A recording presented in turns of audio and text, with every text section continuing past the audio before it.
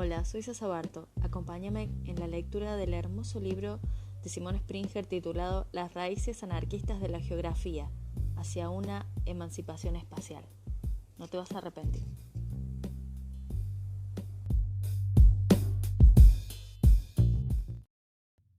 Introducción. Un devenir hermoso, estremecer al coloso. La hermosura debe ser definida como aquello que somos, o de otra forma, el concepto mismo es nuestro enemigo. ¿Por qué permanecer a la sombra de un estándar que no podemos personificar y un ideal que no podemos vivir? Ver la belleza es aprender el lenguaje privado del significado que es la vida del otro, reconocer y disfrutar lo que es. Devengamos ser hermosos y dejemos que nuestra vida sea hermosa. Elise Reclus. Las hermosas geografías del anarquismo. Hace algunos años, Gary Kearns escribió: debe admitirse que los estudios anarquistas en geografía son una esperanza más que una realidad. Claro y sencillo. Este libro pretende cambiar esa situación. Por mucho tiempo, los geógrafos han ignorado el anarquismo y la hermosa praxis que éste implica. Mi intención con este libro es reintegrar los estudios anarquistas al centro del mapa disciplinario de la geografía. O tal vez, de manera más adecuada, busco recordar al lector que la geografía nunca tuvo y tampoco debería desear un solo eje o programa disciplinario. En cambio, un acercamiento anarquista a la geografía comprende mundos parciales, fragmentados y coincidentes, en donde empoderamiento y emancipación son posibles en tanto que ámbitos variables de reflexividad entre teoría y práctica. En este espíritu de oportunidad, y mucho antes que el giro marxista iniciara a finales de la década de 1960 y los primeros años de 1970, las geografías anarquistas fueron la principal forma de geografía radical, señalando trayectorias a una gran porción de estudios críticos subsecuentes, pero sin definir la trayectoria en una sola dirección. Mientras que los marxistas estaban a un siglo de iniciar su intervención en la geografía, Kropotkin y Reclus eran respetados miembros de la comunidad académica y cada uno jugó un papel crucial en el desarrollo del pensamiento geográfico. Ambos eran brillantes y célebres pensadores conocidos por sus logros académicos y sus descubrimientos científicos. Reclus fue galardonado con la prestigiosa Medalla de Oro de la Sociedad Geográfica de París en 1892 y se le asignó la cátedra de Geografía Comparativa en la Universidad de Bruselas 2 años después, mientras Kropotkin fue invitado a formar parte de la Sociedad Imperial de Geografía de Rusia y la Asociación Británica para el Avance de la Ciencia e incluso se le ofreció una cátedra financiada en la Universidad de Cambridge en 1896. Al final decidió declinar la oferta de Cambridge, pues debía dejar de lado sus compromisos políticos. Reclus fue desterrado permanentemente de Francia en 1871 debido a su participación en la Comuna de París, pero su sentencia fue reducida a 10 años y regresó a Francia en 1879, beneficiado por la Amnistía General. Mientras tanto, en 1874, Kropotkin fue arrestado y encarcelado en San Petersburgo por actividades subversivas, pero logró escapar en 1876 y huir de su país natal.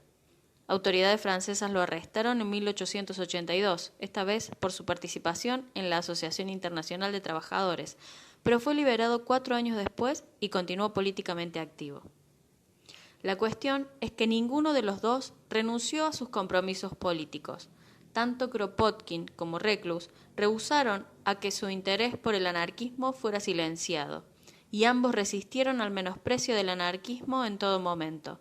La convicción de estos intrépidos pensadores políticos dejó una marca indeleble en la geografía, y aunque ellos son reconocidos hoy en día, debido, en mayor medida, por su participación en los movimientos anarquistas que por sus contribuciones al pensamiento geográfico, estas dos cuestiones son inseparables.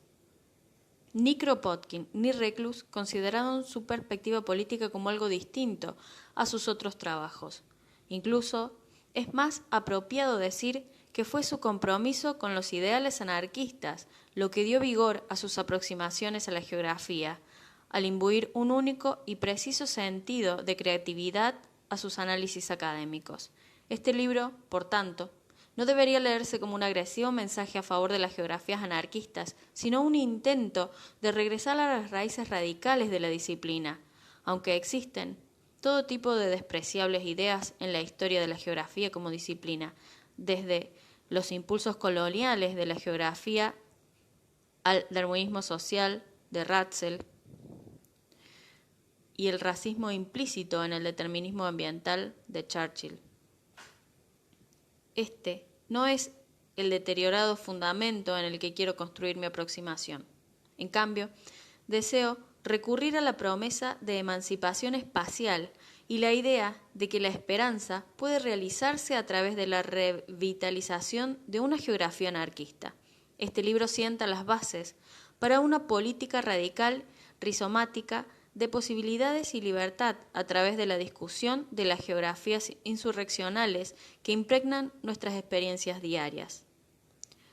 Al asumir las geografías anarquistas como especialidades caleidoscópicas que permiten múltiples conexiones no jerárquicas y proteicas entre entidades autónomas, en las que las solidaridades, los enlaces y las afinidades se articulan voluntariamente en oposición a y libres de violencia soberana, de normas predeterminadas y categorías de pertenencia adjudicadas, configuraremos una noción política radical que es capaz de demandar lo imposible. La experimentación en y a través del espacio es la narrativa del lugar y de la humanidad en el planeta, y la estasis y el control que ahora sustituye los experimentos, organizaciones vigentes, son una afrenta para nuestra sobrevivencia. Ontologías excluyentes que favorecen una forma particular de hacer las cosas niegan la geografía al no comprender lo espacial como un continuo ensamblaje mutable que está íntimamente relacionado a la temporalidad. Pero aún, tales ideas fijas comúnmente se alinean a intereses locales de una élite y por lo tanto amenazan con convertirse en la perdición de la colectividad. Lo que se necesita es el desarrollo de nuevas relaciones con nuestro mundo y definitivamente con los demás. Al imbuir nuestras geografías en el anarquismo, liberamos un espíritu de rebelión que renuncia a una política de la espera por un cambio que llegará a instancia de líderes electos y en cambio implica nuevas posibilidades que la ayuda mutua a través de la acción directa abre el aquí y el ahora.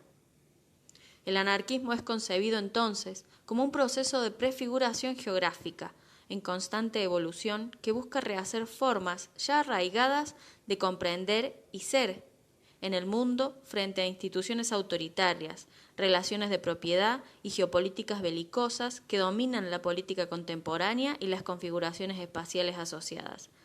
No podemos seguir aceptando las decadentes, horrendas y arcaicas geografías de la jerarquía, que nos sojuzgan al estatismo, al capitalismo, a la dominación de género, a la heteronormatividad, a la opresión racial, al especismo y al imperialismo.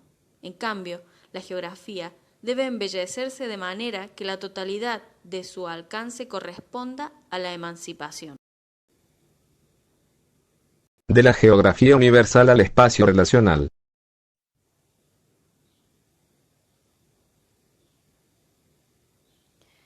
Para argumentar que el pensamiento geográfico debe ser reorientado hacia los horizontes anarquistas de posibilidad, me inspiro sobre todo en Kropotkin y Reclus. En particular, en la noción de geografía universal de Reclus, que tiene una significativa resonancia con el giro relacional contemporáneo que estamos presenciando en la disciplina. Igualmente, la teoría de ayuda mutua elaborada por Kropotkin es una de mis principales fuentes de inspiración, una idea enraizada en la cooperación y la reciprocidad, la cual, además, corresponde cercanamente a intereses actuales, a los bienes comunes y a las formas de comunalidad.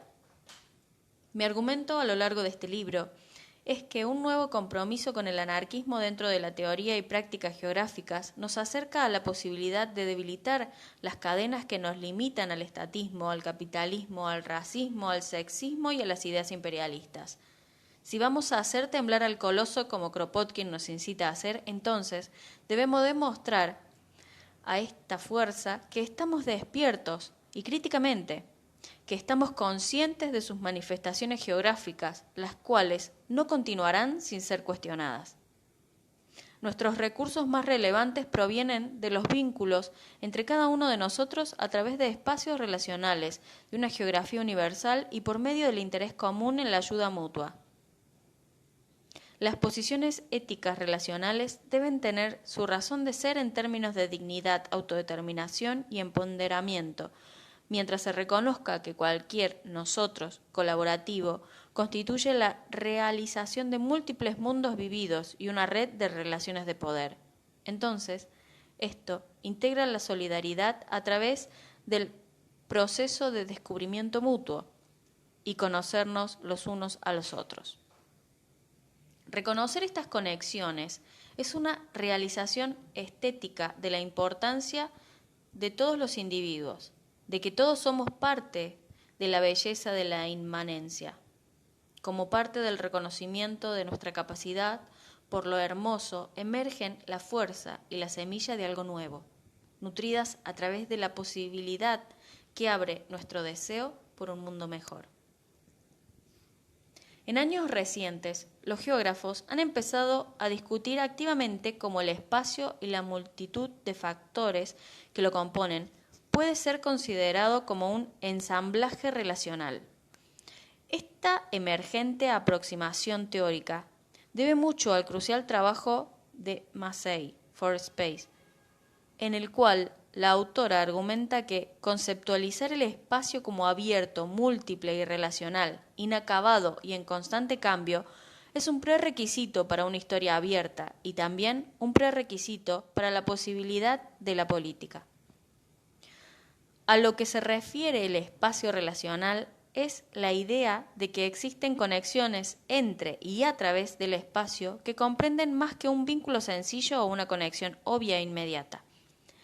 En cambio, el espacio relacional nos invita a pensar el espacio como un ensamblaje complejo e interactivo, donde intercambios continuos y recíprocos entre actores, eventos e ideas tienen lugar continuamente a través de esta danza que es la vida.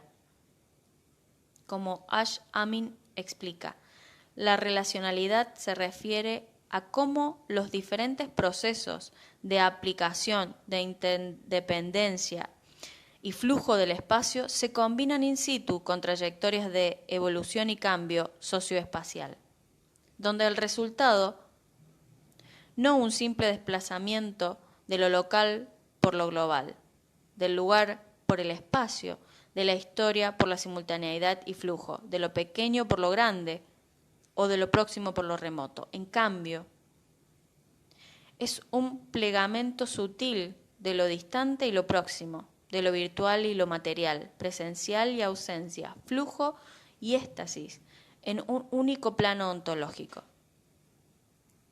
Pensar relacionalmente es, al mismo tiempo, una insistencia en las conexiones entre tiempo y espacio y el reconocimiento de que ningún lugar existe de manera aislada en una historia más larga del espacio. Desde esta perspectiva, el espacio no es un simple contenedor esperando ser llenado por algo que le dé contenido. En cambio, es algo que está siempre lleno de materia, en el doble sentido de sustancia física como sustantivo y en el término de tener significado como un verbo. Un espacio relacional también busca experimentar la cuestión sobre qué significan relaciones, su naturaleza y, de manera crucial, cómo éstas se vinculan a cuestiones de poder.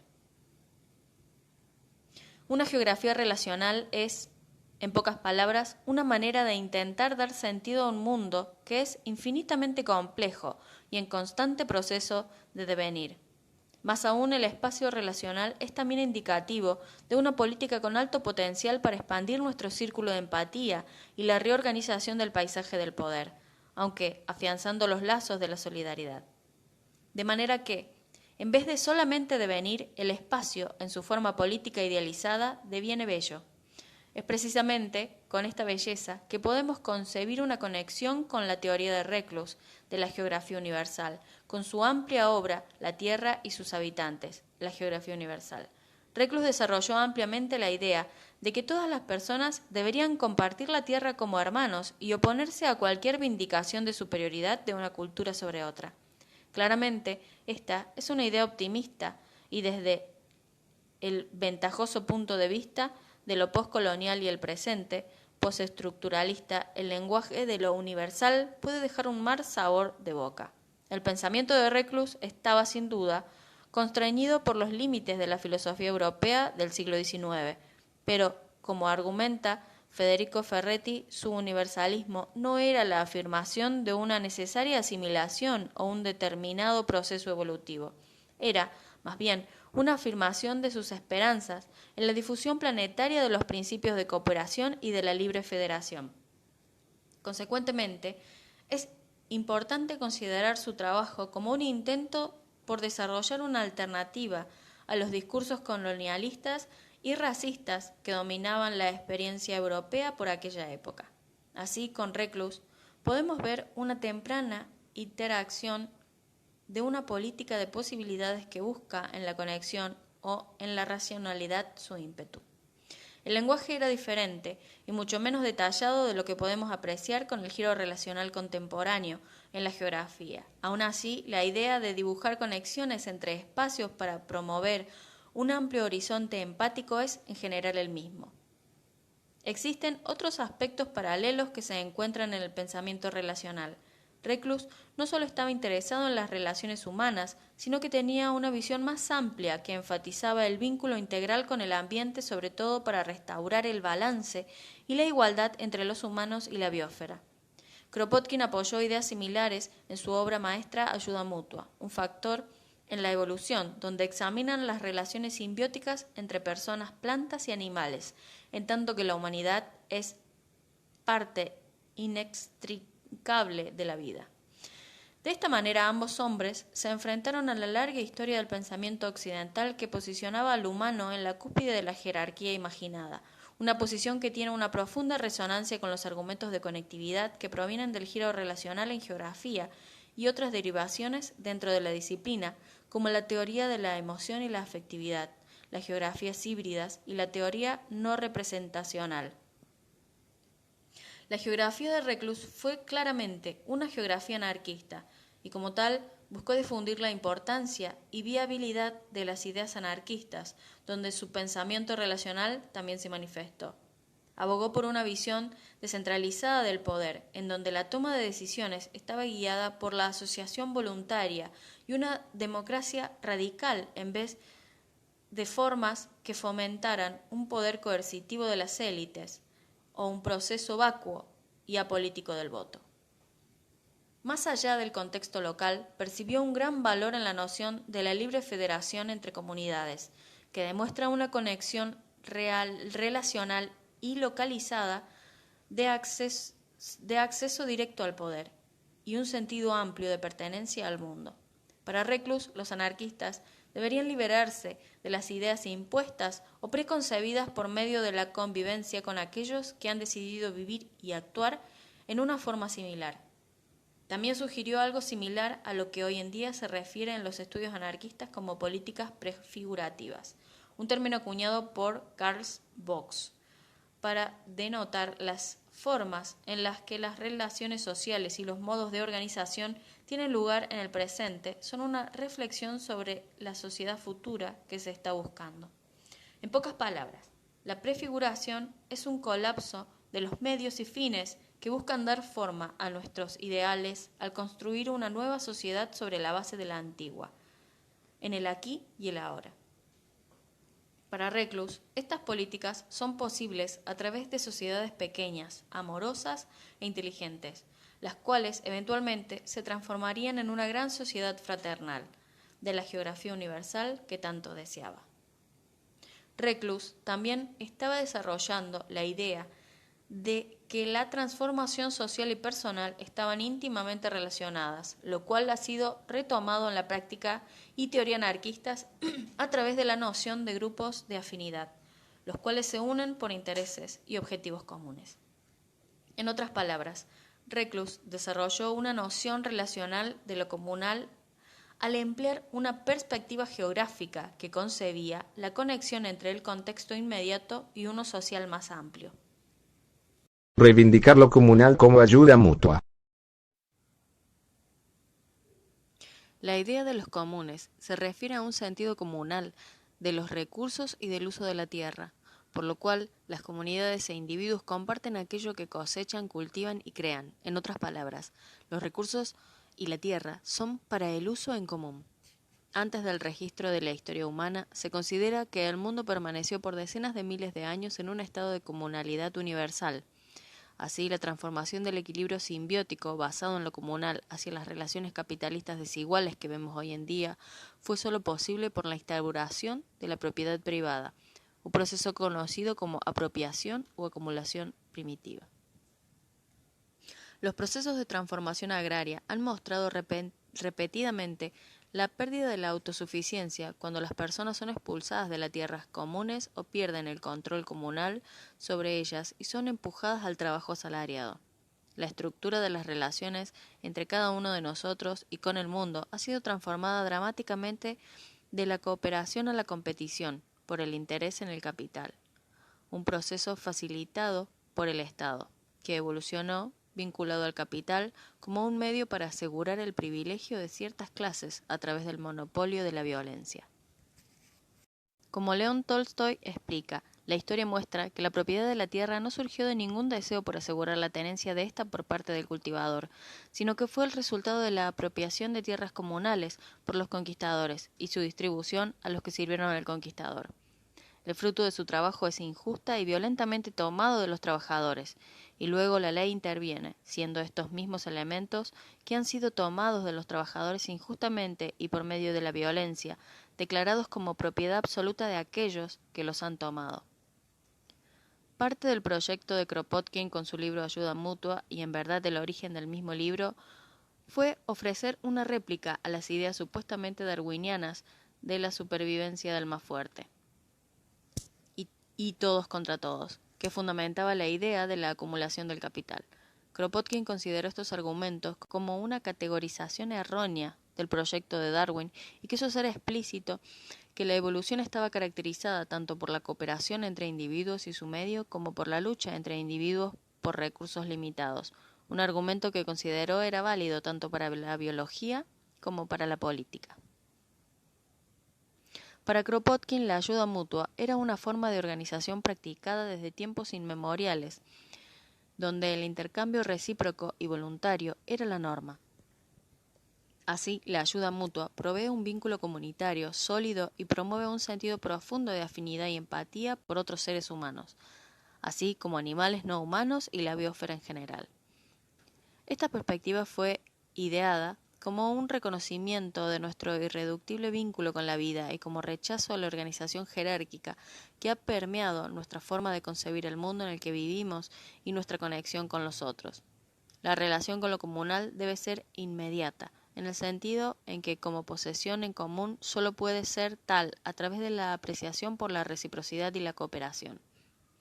En pocas palabras, cualquier expresión de lo comunal es una manifestación de la ayuda mutua. Lo que esto sugiere es que la así llamada tragedia de los comunes, un punto de confluencia para los defensores del capitalismo y economistas neoliberales, es poco más que un mito.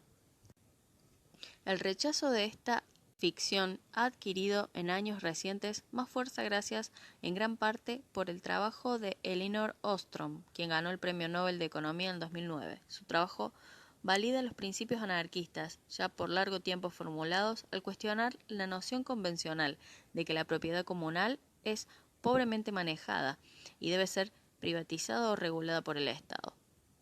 La tragedia de los comunes, que fue propuesta primero por Garrett Hardin, es frecuentemente entendida como una irrefutable justificación de la privatización de la propiedad y de la tierra, aunque no hay un fundamento empírico para este argumento. y tampoco está sustentado por prácticas históricas o contemporáneas.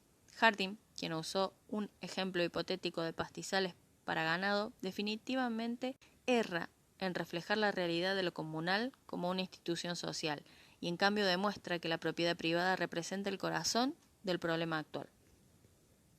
Fracasa también al no considerar en su argumento al ganado como un recurso que potencialmente podría ser dispuesto comunalmente, además de la tierra, y en cambio demuestra los límites de su propia imaginación al situarlo como posesión privada desde un inicio, y el área de pastoreo indiscriminado es en una supuesta zona común. Lo que realmente demuestra fue la tragedia del capitalismo, que emerge a través del comportamiento individual basado en la idea de utilidad y maximización de ganancias.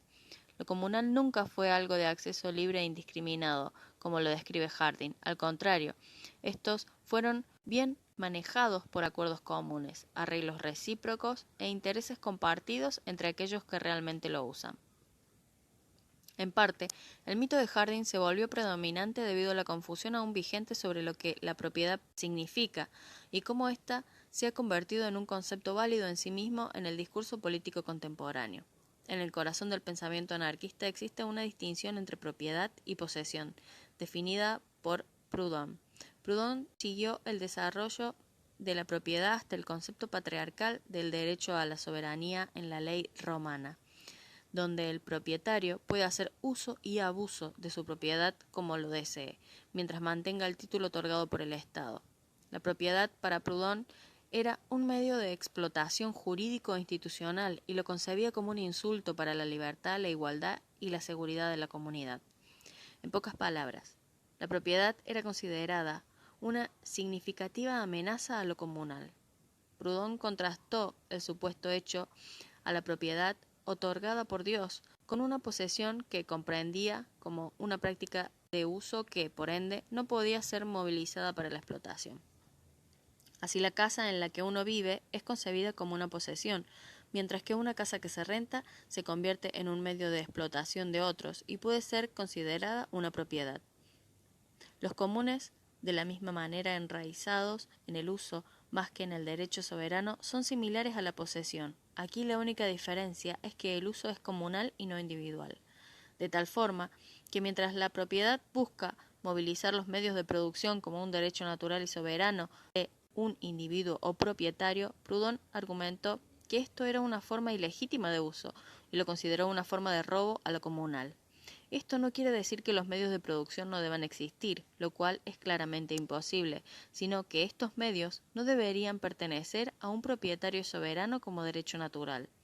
En cambio, todos aquellos que participan en los medios de producción mencionados deberían compartir la abundancia y el excedente que produce como un recurso en común.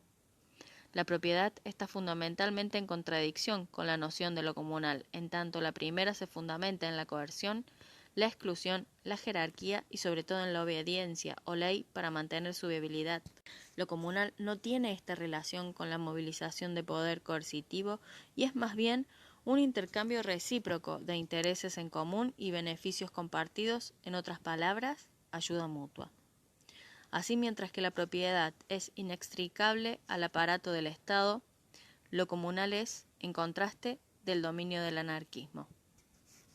La propiedad es una relación de dominación y, como ya he desarrollado, debe entenderse como una distintiva forma de violencia.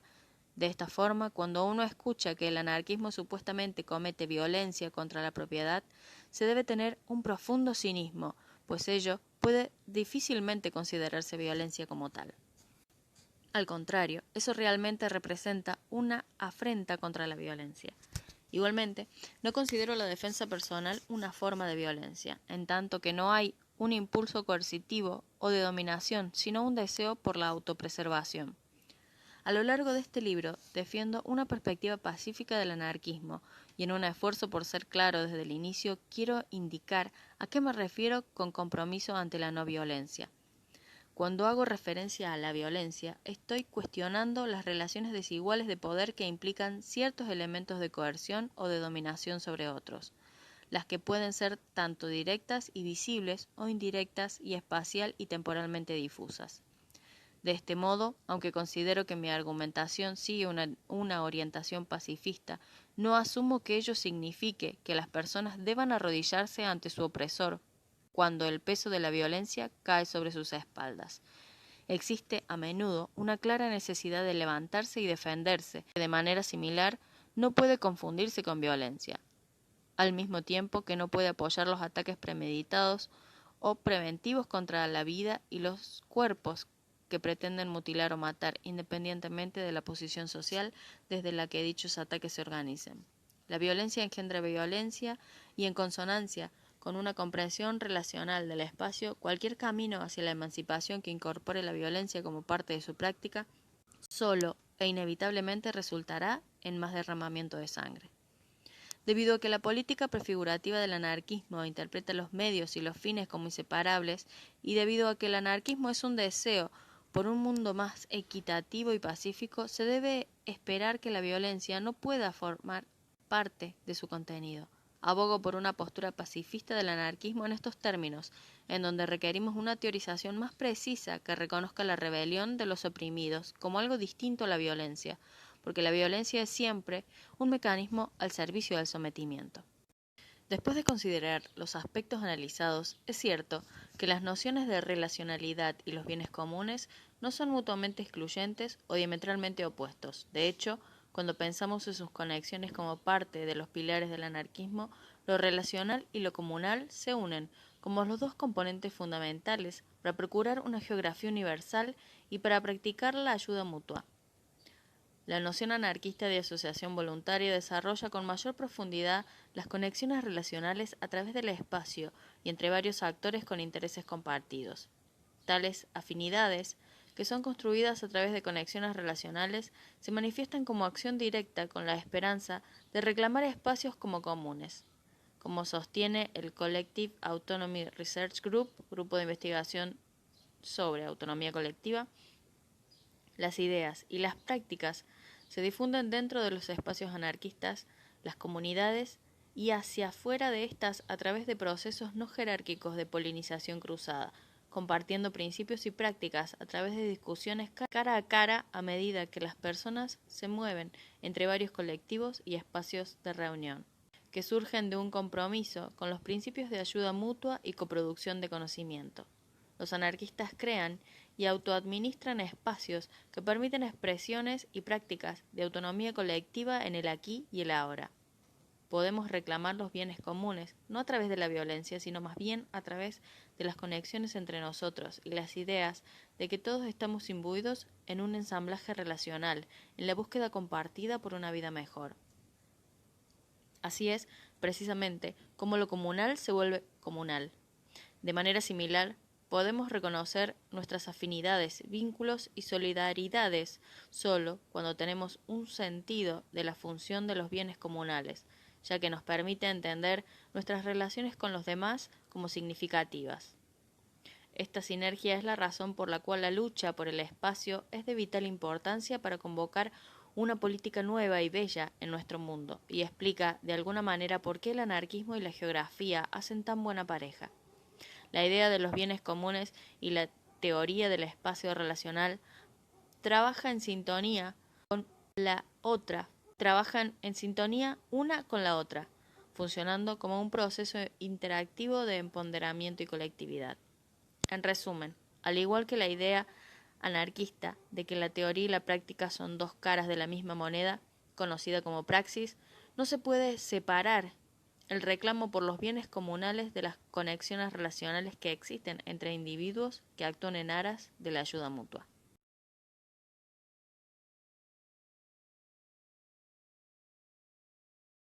¿Hablamos un lenguaje muerto?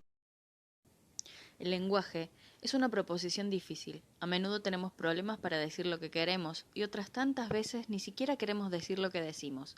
El lenguaje nos falla de muchas maneras, precisamente porque reside en la representación. Posicionan al capitalismo como inevitable en nuestro momento actual de posmodernidad. Como sociedad, invertimos mucho tiempo y energía para permitir que esa noción se convierta en verdadera. Un vasto archivo de ideas y expresiones y axiomas nos obligan a creer que una marea creciente levanta todos los barcos, y que no hay otra alternativa a la coyuntura neoliberal. Hablamos el lenguaje del capitalismo, una forma indiferente de comunicación que hemos estado inculcando a nuestros hijos durante muchas generaciones. Nuestra autoestima está puesta en sus ideales, nuestra moralidad se centra en sus vicios y nuestras rutinas son estructuradas en torno a sus demandas. Sin embargo, no hay una verdad fundamental en la idea de que el capitalismo es una condición inevitable del momento presente. El mundo puede volver a imaginarse de maneras que rompan con las modalidades capitalistas, en lugar de ser una experiencia auténtica del mundo, si es que se puede decir que tal cosa existe. El lenguaje media cómo pensamos, informa cómo actuamos y condiciona cómo nos relacionamos con otros. Cuando, por ejemplo, los discursos contemporáneos, y simplemente porque nos contenemos con hablar con una lengua bifurcada del consumismo, el individualismo y el materialismo, no significa que este sea el único lenguaje que podamos aprender. El epígrafe que abre este capítulo sugiere que podemos aprender el lenguaje íntimo que da sentido a la vida de otros, una ruptura con la estética del capitalismo a favor de la inmanencia de nuestra belleza colectiva. Una aproximación que da cuenta de la perturbación de la vida paralizada tal como se vive actualmente bajo el capitalismo es como el Climate Inc. White Blocks tan apasionadamente persuade.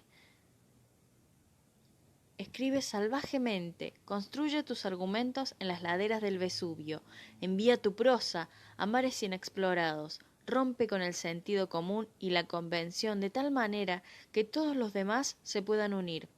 Cuando estés en Roma, haz lo que hacen los vándalos, saquea. Cercena los clichés y reemplázalos con palabras de tu propio cuño, derriba la Torre de Babel, el proyecto imperial de imponer una lógica unitaria al lenguaje y al pensamiento. Esto parece ser un excelente comienzo para sacudir las cosas, pero ¿cómo empezamos a construir una alternativa al capitalismo? Es una cuestión de práctica tanto como de lenguaje. Afortunadamente, estas son cuestiones que no pueden ser separadas. La emancipación, como el proyecto de vivir en una nueva realidad geográfica, no puede centrarse en trayectos singulares y puntos aislados de lucha. Así también es significativo un enfoque relacional, pues nos permite construir un sentido más amplio de afinidad y, por lo tanto, una versión más poderosa de la solidaridad en la que el lenguaje y la práctica son fundamentales. Pero una vez más, ¿cómo llegamos allí desde aquí?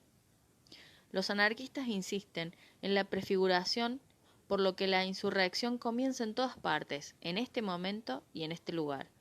No hay un lugar externo abstraído donde pueda comenzar nuestra resistencia al capitalismo, y todos debemos saber que el mañana nunca llega.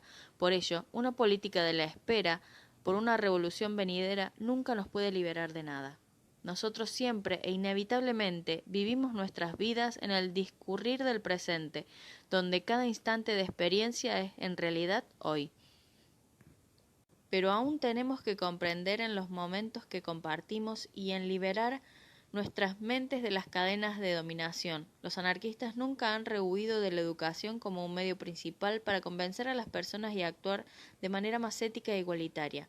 Para Kropotkin, la educación que todos recibimos del Estado, en la escuela y después nos ha distorsionado tanto que la misma noción de libertad termina por perderse y disfrazarse de servidumbre. Por ello, buscó una noción más completa de educación, más allá de la disciplina del aula, en la que el trabajo manual y las pesquisas intelectuales eran vistos como integrales. Esta visión de la educación es precursora de la muy estimada idea de que la geografía se aprende a través de las plantas de nuestros pies y corresponde estrechamente con el deseo de los anarquistas contemporáneos de ver la teoría y la acción unidas.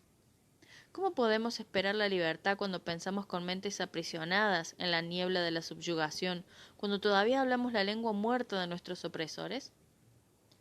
Como la discusión anterior de los bienes comunes debe evocar, necesitamos un punto de contacto donde nuestro entendimiento converja para que podamos vivir juntos, compartir nuestras ideas y participar en las prácticas de ayuda mutua. Lo que falta en esta discusión es un indicio de cómo la noción de lo que mantenemos en común se ha distorsionado, capturado, asimilado y destripado por las jerarquías que actualmente dominan nuestras vidas. Notablemente podemos considerar el capitalismo y el Estado, y cómo estas categorías han producido nuevas formas de relacionalidad o han transformado nuestro sentido de pertenencia a través del nacionalismo, pero también podemos reconocer cómo los discursos sexista, racista, habilista, especista, heteronormativo y cisnormativo han hecho lo mismo. Cada uno de estos registros de dominación restringe y condiciona cómo pensamos el mundo al usar el lenguaje como un arma que, sin saberlo, dirigimos contra nosotros mismos. Este impulso suicida, reflejado en las condiciones apocalípticas de una guerra interminable y un planeta en el umbral del colapso ambiental, no se trata solo de conflictos territoriales y la traición de la industria, se trata de una falta de comprensión de nuestros vínculos integrales entre nosotros y Gaia, donde el significado y la belleza de nuestras vidas han sido silenciados por el lenguaje destructivo que hablamos. La escritura no está separada del lenguaje, y la forma en que escribimos sobre el mundo constituye una elección profundamente política. Parte de la razón por la que espero restaurar una corriente anarquista en la práctica y el pensamiento geográficos es porque quiero ver surgir una versión más libre de la geografía. Considero que disciplinar a otros dentro de una forma singular de conocer, ser y hacer geografía es una ofensa a las posibilidades del espacio. Dentro de este razonamiento disciplinario restrictivo, el argot y los neologismos se ven generalmente desde una perspectiva peyorativa, que a menudo simplemente sirve para ocultar una falta de comprensión que nos confina a un patrón de pensamiento preestablecido. Sin embargo, el lenguaje especializado, que es en realidad todo el argot, está presente en todos los rincones y recovecos geográficos. Pequeñas colinas se llaman drumlins, las coordenadas se convierten en datos geodésicos, y la repetición y el ensayo de la identidad se simplifican como performatividad. El postestructuralismo ha demostrado repetidamente, cómo la noción misma de verdad es necesaria e inevitablemente una construcción, de manera que el entendimiento surge de posiciones incompletas, subjetivas y discordantes. Sin embargo, cuando sugiero que la teoría y la acción, o el lenguaje y la práctica son inseparables, refiero a que no hay una traducción directa entre una epistemología de la comprensión y un cambio en nuestras condiciones materiales hacia la emancipación. La lucha por la libertad y la justicia social es un trabajo difícil que requiere acción directa, pero los anarquistas se han negado a establecer un programa que concretice este proceso, negando que se pueda seguir una receta única. Aquellos que abogan por marcos exclusivamente realistas, científicos o empíricos para los estudios geográficos a menudo olvidan es que estos también son campos discursivos cargados con su propio argot y tecnicismos. Para bien o para mal, cada uno de nosotros, académicos y no académicos, estamos inmersos en un campo epistémico específico, en la medida de lo posible moldeados por el contexto social en el que nos encontramos y ciertamente limitados por las geografías existentes. Cada uno de nosotros elegimos con quién conversar. A veces esto adquiere patrones más formales que a menudo es un acto inconsciente que debería indicar el grado en que las jerarquías han condicionado nuestro pensamiento y acción. En otros momentos, como cuando hablamos con nuestros amigos, lo hacemos de manera única y creativa, desarrollando chistes locales, expresiones compartidas y apodos que demuestran la afinidad que existe entre nosotros. Como académicos, hacemos lo mismo al escribir nuestras palabras con una audiencia particular en mente, con la esperanza de que nuestro mensaje sea apreciado y por lo tanto potencialmente viaje más lejos. Tanto la escritura como el lenguaje son herramientas poderosas cuando se pretende desmantelar las formas hegemónicas de ver y alterar las constelaciones de poder existentes. La articulación de la teoría a la que este libro espera contribuir permite, en consecuencia, que los discursos antiautoritarios y no jerárquicos permeen la base aparentemente impenetrable de un amplio espectro de intervenciones materiales. Debido a que en la perspectiva anarquista la teoría está íntimamente vinculada a la acción directa revitaliza de manera similar nuestro sistema de pensamiento y la expresión de la filosofía. En este sentido existe un circuito continuo de intercambio, afirmación, progresión, revisión y modificación. Al reconocer esta relación recíproca con la praxis, quiero rechazar la idea de que una contribución original a los estudios geográficos solo puede surgir de las interacciones empíricas de la experiencia real. Por consiguiente, este libro no es un análisis detallado de expresiones geográficas particulares del anarquismo en la práctica, más bien avanza una geografía anarquista al insistir en que el anarquismo es tan íntimamente ligado a lo cotidiano que, una vez que comenzamos a teorizar la mundanalidad del anarquismo, podremos ver muy claramente su expresión en muchas de las cosas rutinarias que hacemos. Colin Ward enfatizó esta idea cuando escribió que la sociedad anarquista siempre existe, como una Sevilla debajo de la nieve, enraizada en la experiencia de la vida cotidiana, que opera lado a lado, con y a pesar de las tendencias autoritarias dominantes de nuestra sociedad, y que de esta manera una visión únicamente empirista de la geografía nunca es suficiente. Necesitamos una teoría geográfica y, en consecuencia, no me disculpo por el contenido teórico que se encuentra en estas páginas. A veces, esta teoría puede ser difícil para algunos lectores e incluso puede parecer desconocida y extraña, pero para que los anarquistas tengan una posibilidad de éxito necesitamos llenar nuestros pulmones con el aire fresco de la creatividad y estar dispuestos a enfrentarnos a preguntas difíciles. Al hacer esto podemos vigorizar nuestra práctica anarquista, abordando la vinculación de la teoría y la práctica o praxis con una mente abierta, permitirnos espacios materiales para la transformación radical a seguir. Para mantener los horizontes de posibilidad abiertos y vivos, debemos estar preparados para participar en un nuevo imaginario, mismo que realmente requiere que agreguemos nuevas palabras a nuestro vocabulario y que estemos listos para experimentar con el lenguaje. Entonces, si bien las nociones de prefiguración, afinidad, relacionalidad y política rizomática pueden parecer desafiantes al principio, son componentes crucialmente importantes en el léxico de la emancipación y nos proporcionan un terreno fértil para pensar cómo sería realmente una geografía anarquista. La anarquía que viene. Kropotkin una vez escribió de manera intuitiva que al tomar por nuestra consigna la anarquía en su sentido de sin gobierno, tenemos la intención de expresar una tendencia pronunciada de la sociedad humana. En la historia vemos que precisamente aquellas épocas en que pequeñas partes de la humanidad derribaron el poder de sus gobernantes y recuperaron su libertad, fueron periodos de mayor progreso económico e intelectual. Así, comienzo esta exploración de las geografías anarquistas, mirando al pasado en un esfuerzo por comprender mejor las potenciales trayectorias presentes y futuras del anarquismo. Existe una historia larga y discontinua entre el anarquismo y la geografía, caracterizada por picos elevados de vinculación intelectual intenso y valles de ambivalencia y desprecio. Si bien se reconoce y aprecia una conexión profunda en el tiempo inmemorial de los principios sácratas, el capítulo 1 rastrea una genealogía de las geografías anarquistas desde el desarrollo moderno del anarquismo como una filosofía política distintiva que emerge después de la Ilustración. El inicio del vínculo de los geógrafos con el anarquismo ocurrió a fines del siglo XIX debido a Reclus y Kropotkin, quienes desarrollaron una visión emancipadora de la geografía, a pesar del encantamiento que persistía en ese momento en la disciplina por el imperialismo.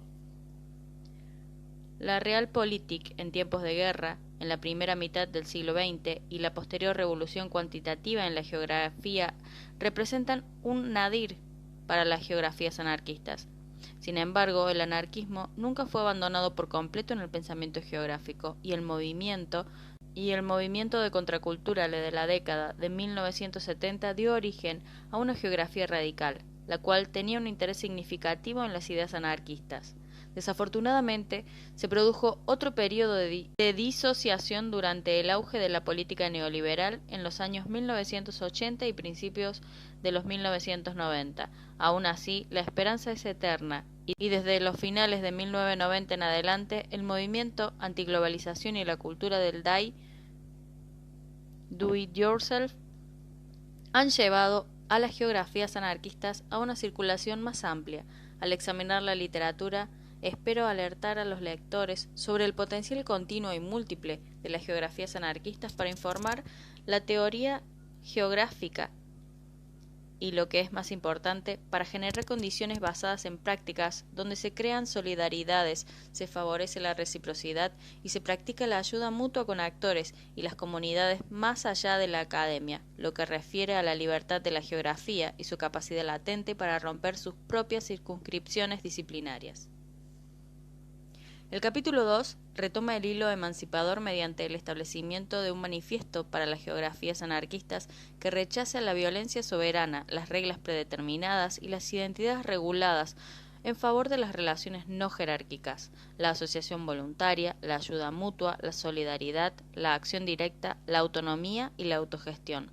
En su rechazo a los aparatos multivariados de dominación, este capítulo representa un llamamiento proverbial a los brazos no violentos para todos aquellos que buscan poner fin a la interminable serie de tragedias, desgracias y catástrofes que caracterizan el miasma y la malevolencia del momento neoliberal actual.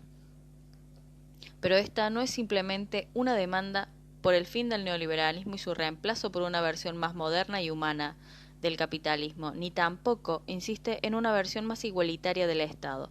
Por el contrario, es la resurrección de un proceso dentro de la geografía que se remonta a los primeros días de la disciplina. Es la llamada a la anarquía. Al promover una agenda anarquista, busco rastrear cómo el estatismo y el colonialismo son dos caras de la misma moneda, y trazo algunos esbozos de la posibilidad que las geografías anarquistas nos dan para imaginar alternativas al sistema actual.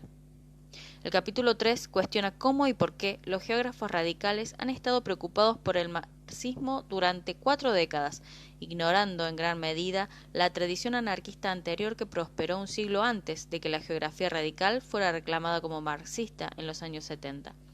Cuando se ha considerado el anarquismo, a menudo se lo ha usado como sinónimo de violencia o ridiculizado como un proyecto utópico. Sin embargo, es incorrecto asumir el anarquismo como un proyecto, que, en cambio, es un reflejo del pensamiento marxista. El anarquismo se considera, más apropiadamente, como un proceso proteico, que se despliega perpetuamente a través de las geografías insurreccionales de lo cotidiano y de las políticas prefigurativas de acción directa, ayuda mutua y asociación voluntaria. A diferencia de las etapas de la historia y el imperativo revolucionario del marxismo, que implican un estadio final, el anarquismo aprecia el dinamismo del mundo social. Al promulgar un renovado reclamo anarquista por la geografía radical, este capítulo reflexiona sobre las divisiones entre el marxismo y el anarquismo como dos socialismos alternativos, en los que el primero posiciona la igualdad junto con un coqueteo continuo con el autoritarismo, mientras que el segundo maximiza el igualitarismo y la libertad individual, al considerar que se favorecen mutuamente. Sostengo que los geógrafos radicales harían bien en volver a abordar el anarquismo precisamente porque hay un sentido de vitalidad en esta filosofía que falta en los análisis marxistas y su continua dependencia a las ideas anticuadas como el vanguardismo y la dictadura del proletariado. Al establecer un marco anarquista para entender el espacio público como una visión para la democracia radical, en el capítulo 4 prosigue como una investigación teórica sobre cómo el espacio público agnóstico podría convertirse en un fundamento de emancipación.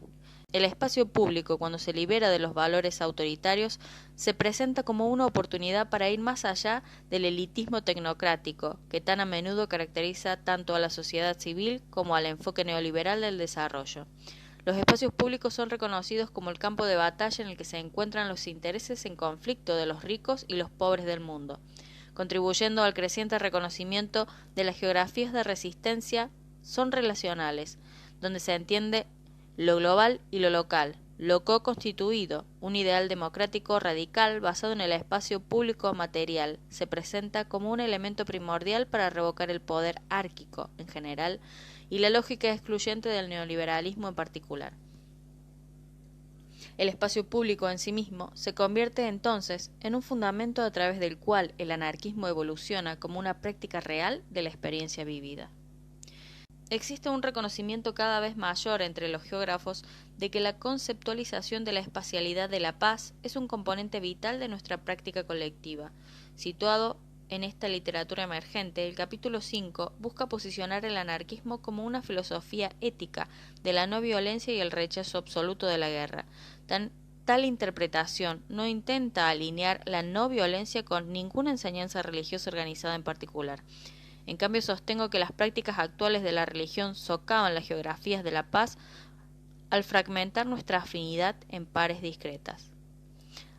Al proponer una visión del anarquismo como no violencia, voy más allá de la religión para conceptualizar la paz tanto como la negativa incondicional de los múltiples procesos de dominación entrelazados e interconectados como una categoría precognitiva, prenormativa y presupuesta, arraigada en nuestro inextricable vínculo entre nosotros mismos y todo lo que existe. Sin embargo, lejos de proponer una visión esencialista de la humanidad o participar en un argumento que naturalice la condición humana al retornar la idea del noble salvaje, contextualizo mis argumentos dentro de los marcos procesales de la democracia radical y la agonística que se expusieron en el capítulo anterior. Al hacerlo busco corregir las nociones ageográficas y ahistóricas de la política que componen el Eiget postpolítico contemporáneo. El capítulo 6 cuestiona cómo el pensamiento geográfico contemporáneo se ha visto limitado por una imaginación político-económica arraigada en el binarismo que se ejemplifica en los debates que rodean al neoliberalismo. Los defensores del neoliberalismo piden la descentralización y el aumento de los flujos de capital, mientras que los marxistas responden relacionando la centralización con una eventual revocación del capitalismo. El último punto de vista considera que la jerarquía es necesaria, una posición que promueve la autoridad y de manera problemática considera que las relaciones políticas horizontales son favorables al neoliberalismo. El vínculo que establece el anarquismo entre la descentralización y el anticapitalismo es descartado porque el marxismo no puede entender o adaptarse a la condición de desenvolvimiento que caracteriza a las políticas prefigurativas. El marxismo exige una revolución con un plan maestro y considera la horizontalidad como un objetivo futuro. Tal lectura temporal de la emancipación ignora la posibilidad insurreccional del presente e implica una política de espera. Las implicaciones espaciales de una jerarquía centralizada son también discutibles. En este capítulo me cuestiono esa ontología vertical del marxismo. Así, una ontología plana tiene una resonancia significativa con el anarquismo, transmitiendo que lo político debe operar de manera horizontal a través de una política rizomática en lugar de verticalmente. Ese cambio ontológico sugiere que no debemos esperar a que surja una conciencia de clase mayor, ya que uno puede desprenderse de inmediato del capitalismo al reorientar los paisajes económicos de manera alternativa. En consecuencia, este capítulo final discute que una visión no jerárquica de la geografía adquiere significativamente mayor fuerza cuando rechazamos la escala. Al asumir el horizonte anarquista como una metáfora de un nuevo tipo de política, la esperanza se convierte en algo más que un ideal distante. Se resitúa, pues, como la fuerza y la belleza que cada uno de nosotros tenemos aquí en nuestras manos. La esperanza más allá de la esperanza. Y así vino primero un rayo de esperanza para el proletariado, un llamado para levantarse y deshacerse de su esclavitud material. Escribió Voltaire de Cleyre sobre el potencial innato para la transformación de la sociedad. Constantemente la luz ha crecido, continúa de Cleyre. Año tras año, el científico, el genio, literario, el artista y el maestro de la moral le han traído el tributo de su mejor trabajo. Su trabajo no remunerado, el trabajo que hicieron por amor. Hoy en día significa no solo emancipación material, también viene como la síntesis de todas esas líneas de pensamiento y acción que durante 300 años se han estado generando hacia la libertad. Significa plenitud de ser, la vida libre. La esperanza es la luz del día en nuestros ojos, la canción del sol que enciende nuestras pasiones. Nos permite soñar con algo mejor, algo más. Sin embargo, el anarquismo no trata de separarse de la sociedad y huir de los sistemas y estructuras que dominan nuestras vidas. Es el rechazo aquí, en este espacio y ahora, en este momento, al convertir nuestros pensamientos en acciones por medio de la prefiguración. Como proclamó Reclus, nunca nos separaremos del mundo para construir una pequeña iglesia escondida en algún vasto desierto. Aquí está el campo de batalla, y aquí permaneceremos en las filas, listos para brindar nuestra ayuda donde más sea necesaria. No apreciamos las esperanzas prematuras, pero sabemos que nuestros esfuerzos no serán en vano. En otras palabras, el anarquismo se apodera de la esperanza al negarse a dejarla como un ideal nunca realizado, una promesa incumplida o un sueño no vivido.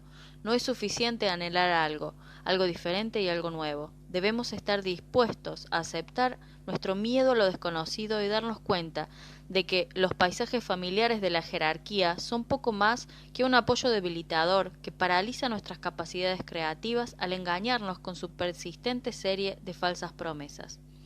Durante siglos hemos sido condicionados a creer que el orden antiguo, apoyado por políticas, policías, magistrados, gendarmes y soldados, es la primera y última oportunidad para la humanidad, para que la humanidad prospere. Sin embargo, en lugar de orden, producen caos. En lugar de prosperidad, pobreza e inseguridad. En lugar de intereses reconciliados, la guerra. Una guerra perpetua del explotador contra el trabajador.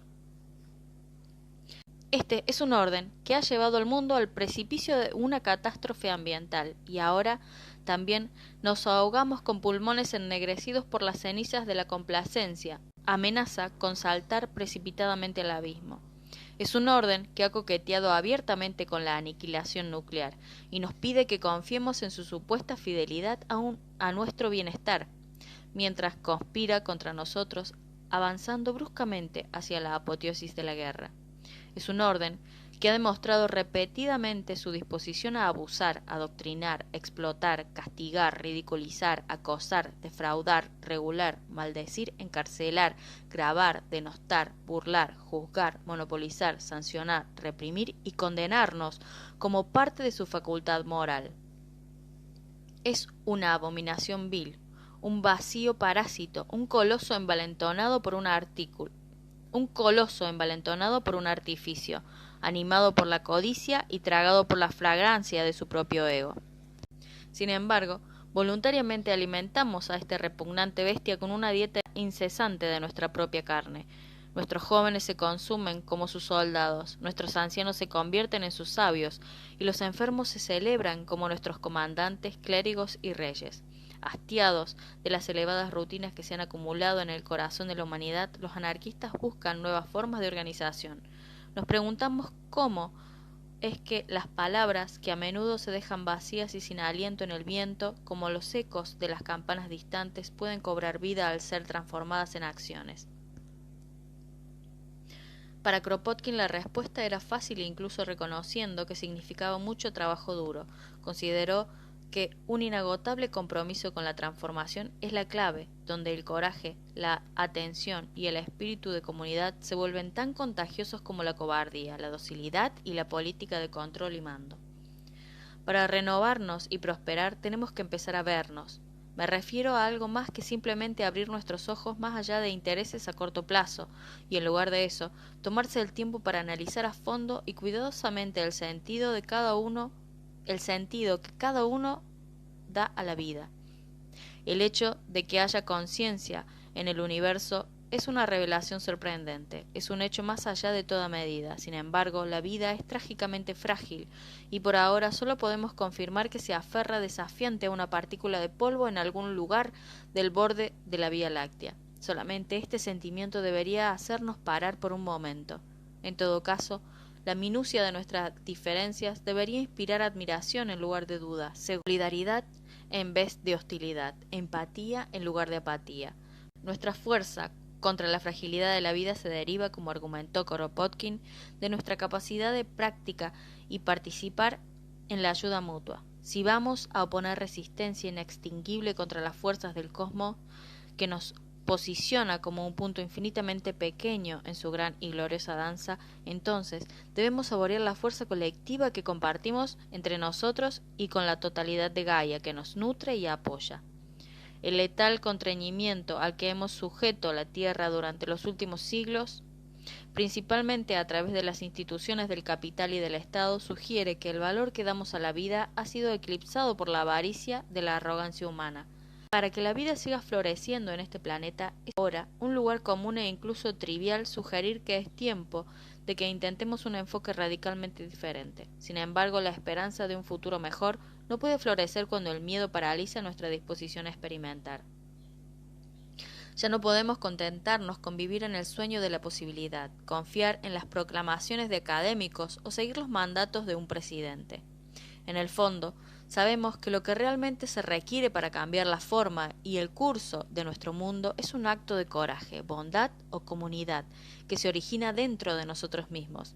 En particular, cualquier acto de este tipo puede parecer sin sentido contra el diluvio opresivo del status quo, multiplicado por nuestro número y comprometido en solidaridad con los demás, el coloso en el que todos hemos respirado la vida comienza a temblar de miedo y jadear por falta de aire.